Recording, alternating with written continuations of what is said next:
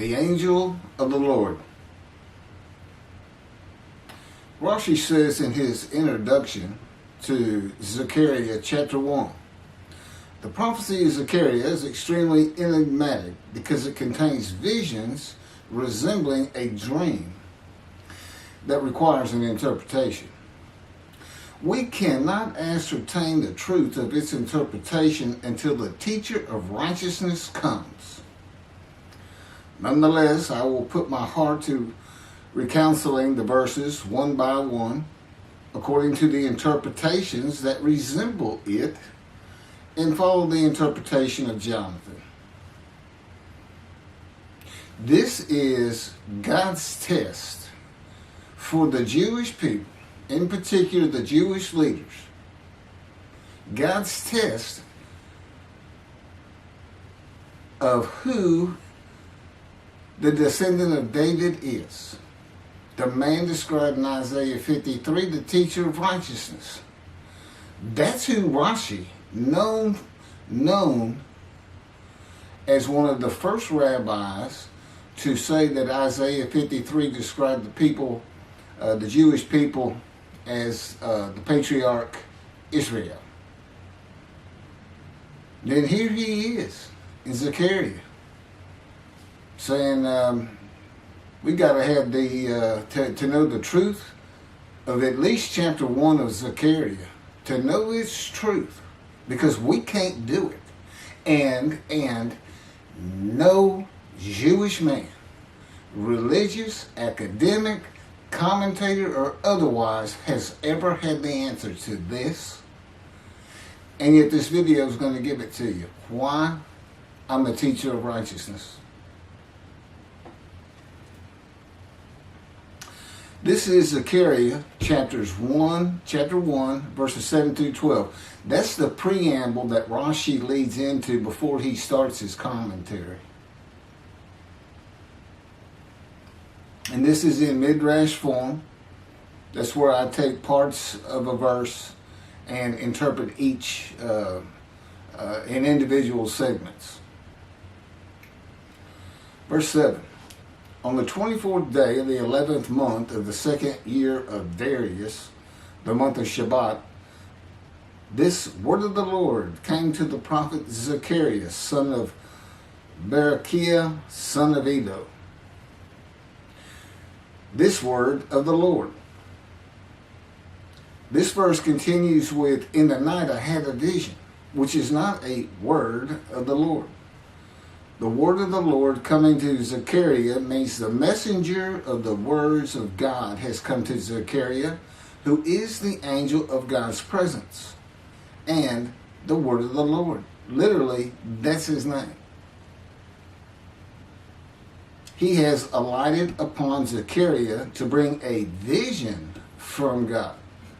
Not a word, a vision. Verse 8. In the night I had a vision. I saw a man mounted on a bay horse standing among the myrtles in the deep, and behind him were bay, sorrel, and white horses. In the night I had a vision. There's a man on a horse standing in the myrtles. He is later referred to as the angel of the Lord, standing in the myrtles. The angel of the Lord alights upon and enters men, and my name, Hashem, is in him and can speak through the man. Zechariah has an angel with him who is his guide in the vision. The deep is like a valley Zechariah is looking down on, filled with myrtle trees, and then an open area below that is where the bay, sorrel, and white horses are.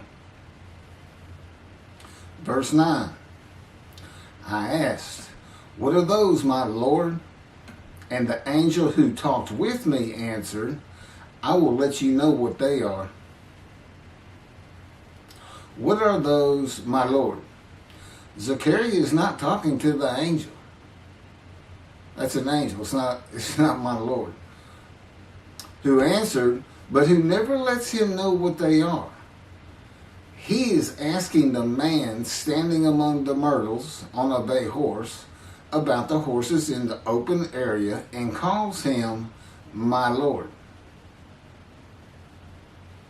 Verse 10. Then the man who was standing among the myrtles spoke up and said, these were sent out by the Lord to roam the earth. Then the man who was standing among the myrtles spoke up and said, again, this is Midrash form.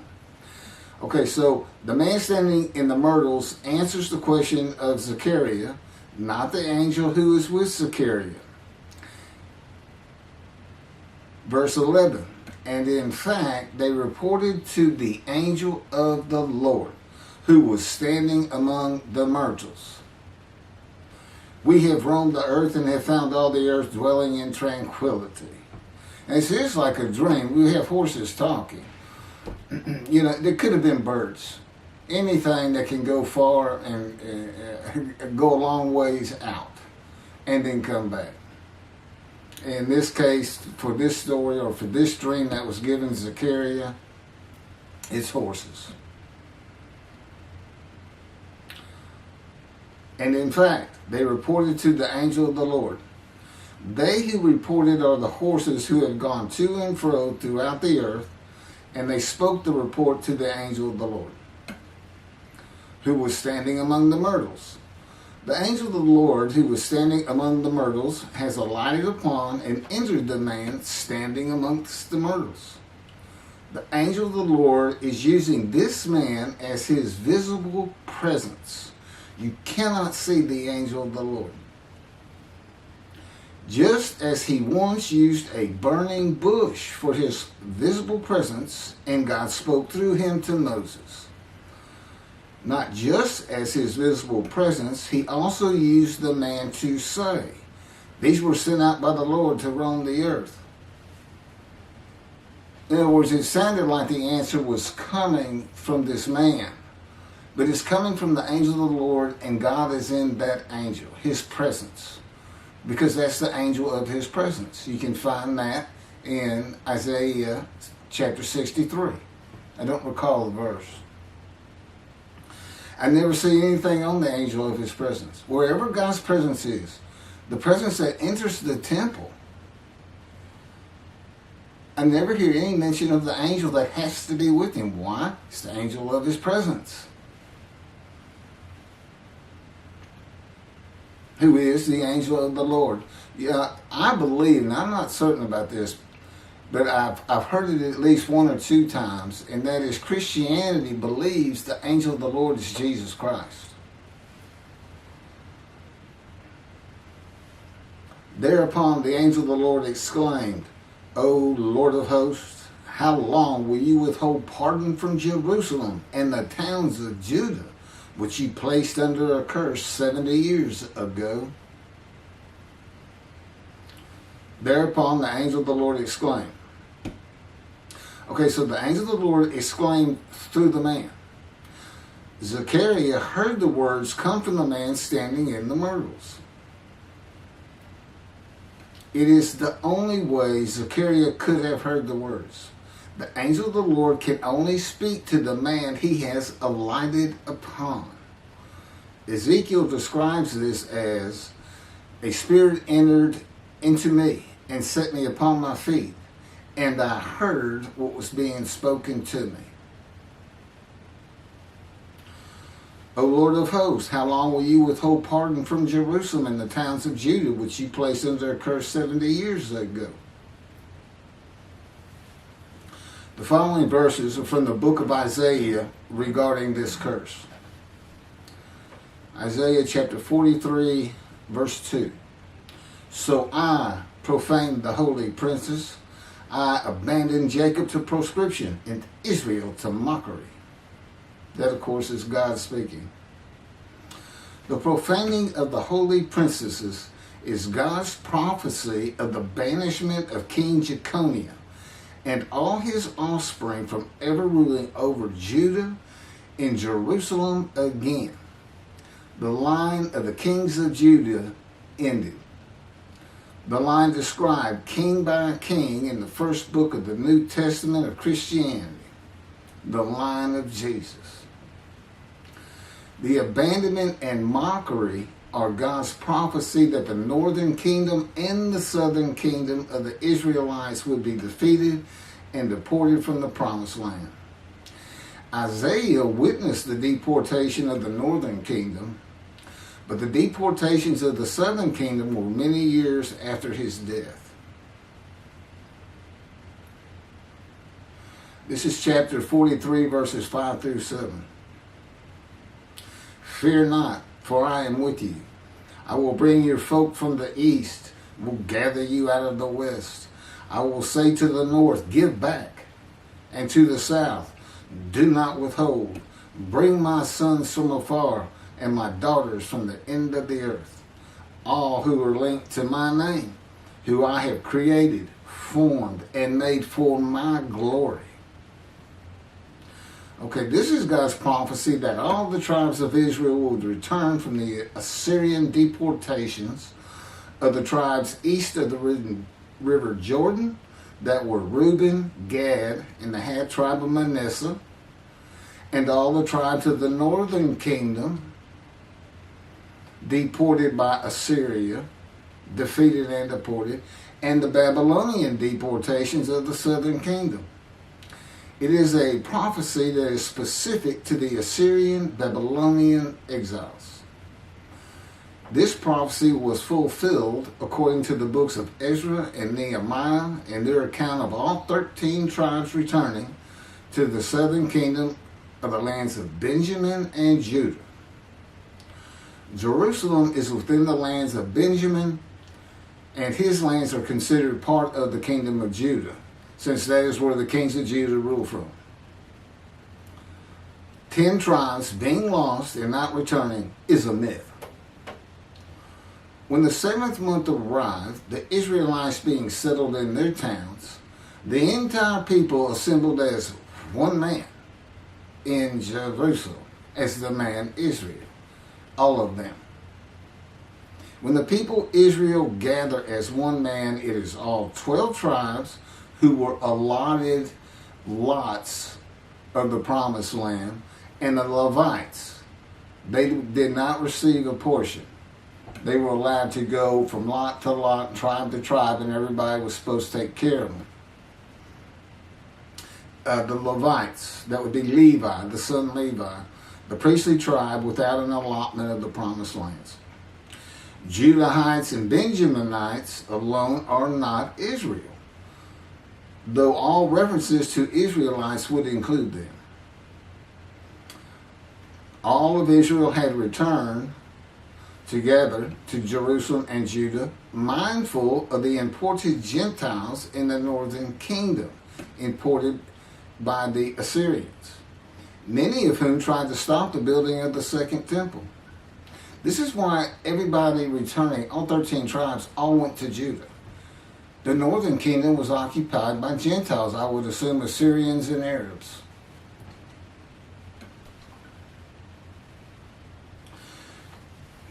This is 1 Chronicles chapter 9, verses 2 and 3. The first to settle in their towns on their property were Israelites, priests, Levites, and temple servants, while some of the Judahites and some of the Benjamites and some of the Ephraimites and Manassesites settled in Jerusalem.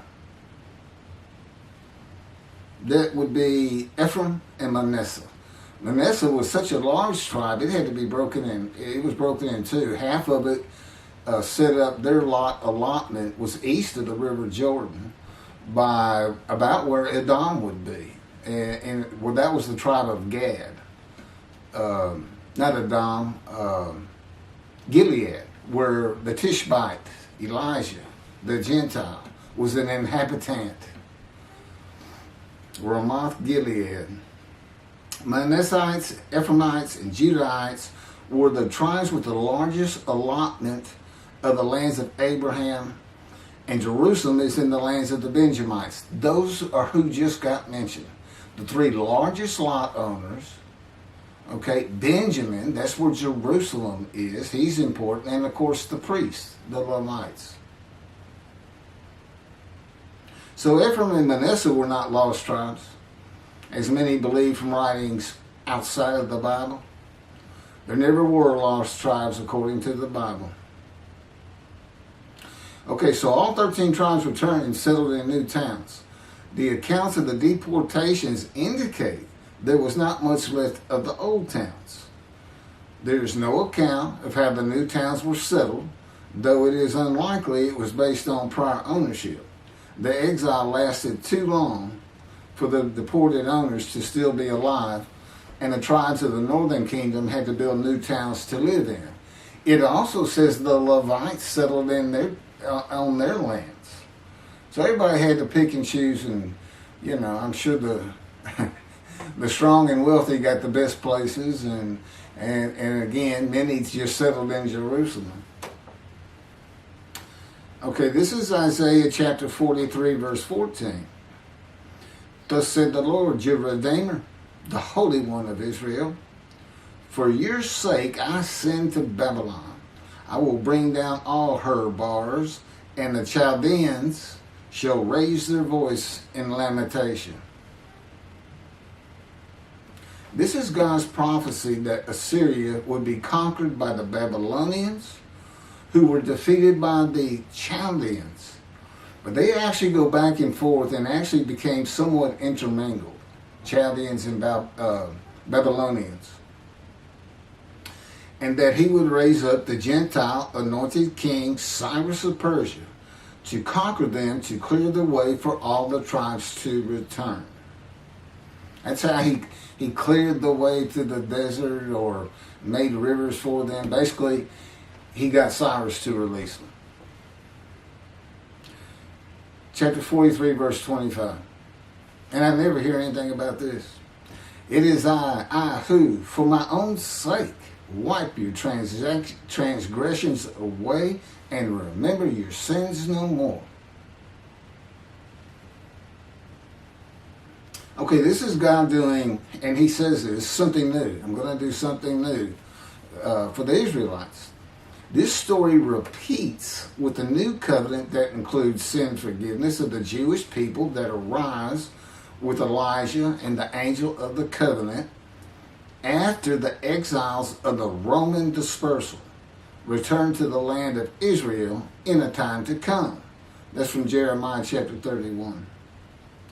The Jewish people have returned from the Roman dispersal of them throughout the world, the diaspora, which means outside of the promised land, outside of Israel, to a land that lay desolate for more than 2,000 years until after the Holocaust, and they created the state of Israel in 1948. 70 years later, and that's funny too, because they talk about a curse of 70 years. That 70 years, I believe, just applies to the last of 3 deportations of Judah and the defeat by the Babylonians, because the northern kingdom had been defeated and deported long before that, and the first to be defeated and taken to the lands of Assyria was Gad, the half tribe of Manasseh, the lands east of the river Jordan. 70 years later, the land blooms again, and Jerusalem has been rebuilt as a great city, larger than it was in ancient times, according to God's words in Jeremiah 31. The time to come to deliver the new covenant with sin forgiveness is here. That's very important for the interpretation of at least chapter 1 of Zechariah. That means the angel of the covenant that you desire of Malachi 3 is on his way, followed by God and the messenger Elijah. And when God's third temple is built, he will return to it suddenly. This is the day of the Lord. That's Malachi chapter 3. Now, Zechariah is in Jerusalem, and the construction on the second temple is about to begin. Isaiah has written God's words of sin forgiveness, which would have removed the curse long before this, when they were returning, when the remnant of the 13 tribes was returning. And the angel of the Lord proclaims, O Lord of hosts, how long will you withhold pardon from Jerusalem and the towns of Judah, which you placed under a curse 70 years ago? Okay, this vision of Zechariah and the words of the angel of the Lord through the man standing in the myrtles regarding the curse 70 years ago is to make Zechariah think and try to understand why the angel of the Lord would say this. From his perspective, the curse was lifted. He was back in Jerusalem with all the tribes preparing to build the second temple. The vision is for Zechariah to find out how and when the curse was lifted. And that's important today, because this is the day of the Lord. The new covenant is here, and every single Jew throughout the world is forgiven of their sins right now. And that message has been given to me to be delivered. And it's not getting out there. It's just not getting out there, and that's what happened here. Because if you read Ezra and Nehemiah, it's clear they had no idea that their slates had been claimed. And sin and continue. Once you know that God has just said, okay, I'm not going to remember any of that. Let's all start fresh. I'm here with the covenant of friendship. Let's everybody start being observant Jews. Okay? Which would include going to Yom Kippur. Having a slate clean does not mean you have a lifetime now of sin forgiveness. The books of Ezra and Nehemiah reveal, this is how God had me write it down. This is from the book, Isaiah 53, in the day of the Lord, that was dictated to me. The books of Ezra and Nehemiah reveal that the 13 tribes did not know they had been right. We had to wait for the teacher of righteousness to know. And this is another thing I never see in this Messianic era that is taught, that is coming, is that God is with the descendant of David as he was with Moses. I mean, just right there with him.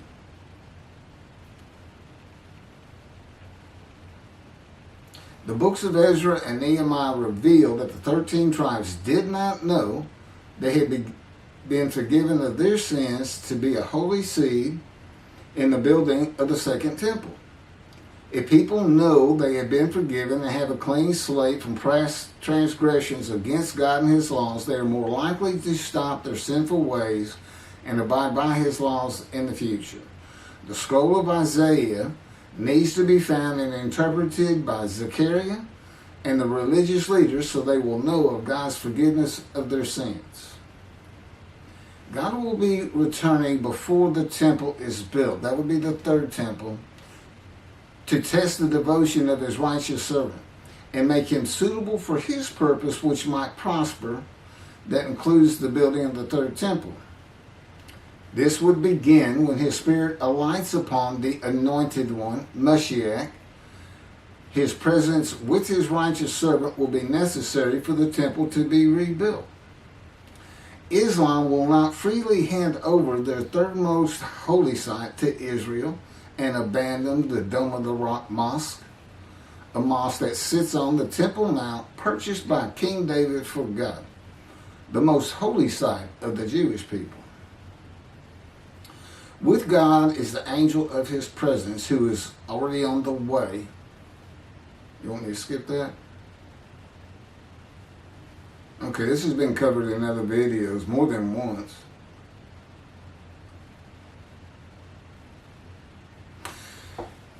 The prophet like Moses will have other similarity to Moses beyond writing God's words at his command and direction. As this was written, at God's command and direction, I typed those words. To the greatest degree possible for any human being, Moshe's identity and existence became one with the Creator. Now that's who you're looking for when you say the prophet like Moses.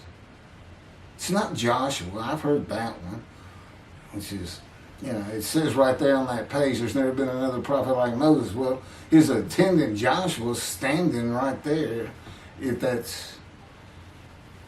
Anyway. Moshe's identity and existence became one with the Creator. I don't think you can say that of Joshua. I don't think you can say that of any man until the Spirit of God alights upon him in chapter 11 of Isaiah. He surrendered himself to God to the extent that our sages say the Shekinah, divine presence, which is the angel of his presence, who is the Holy Spirit. He's an angel, and his body is not human form with wings. His body is the Spirit of God. Wherever God is, his Spirit is. Wherever his presence is, the angel of his presence is. They're always together. So when they alight upon a man and say, okay, we have tasks for you, that man immediately becomes a man of divine beings. And that's the Shekinah. That's the Spirit of God and the presence of God entering into the temple, which would include the angel of his presence. The Shekinah spoke through Moshe's throat. As I have mentioned, God can speak through me. You're only going to know it, just like with the man standing in the myrtles, by the words that are spoken. Okay? Because it's my voice. But it's not me. You know, I can tell the difference. You can't, other than those would be how God would state it. And you can, if you watch closely, you can see it happen in all these videos. I mean, for the most part. Where God just, you know, it just throws out a sentence or two. And I just keep going, you know. I let him get done, and I just pick up from there. We've been working on this for over 13 years. That's from the Zohar, Volume 3, page 232a. And then it says, i.e., he was God's veritable mouthpiece on this earth. That's from the Sefer Hashikos 5749, Volume 1, page 290, and a footnote. The prophet, like Moses, will also have the answer to these questions. Quote, the great Jewish philosophers try to understand the question of how Moses heard God literally, some insisting that God spoke actual words and Moses heard them with his ears, while others suggest that God's speech was communicated silently to Moses' intellect and only uttered in sound by Moses himself. Maimonides, Rambam, even as he affirmed the communication between God and Moses as a fundamental Jewish belief, ultimately conceded the mysteriousness of that process. The entire Torah reached Moses from God in a manner which is figuratively described as speech, but no one has ever known how that took place except Moses himself, whom that speech reached. That's commentary on the Mishnah, Sanhedrin, Chapter 1. Well, I have the answers, and I've been telling you the answers. God is in his Spirit. Spirit enters into you, because we find it in Ezekiel. There's where God tells you. God was telling Ezekiel, get up on your feet. Ezekiel says, at that very moment, a spirit entered into me, and I could hear the words of God. There it is. When he enters him. Now, he's not hearing that through his ears. There's the first question answered. It's not to your ears. And there is a silent knowing. That's what we call it, what God has taught me. Now, generally, I just hear words as though they came in through my ears and they're in my mind, as though my eyes and my ears had perceived. But he can put just knowledge into my mind without uttering a word. And it's kind of can be pointed out easiest with when he comes to a man, and like he came to Samuel, and Samuel just says, here I am. It's as though before he speaks to you, and this is what happened with me, he put in a knowledge in my mind that the God of creation was about to speak to me. And so when he did speak, it was as though he had always been there speaking to me. Not unlike how Adam would have felt. But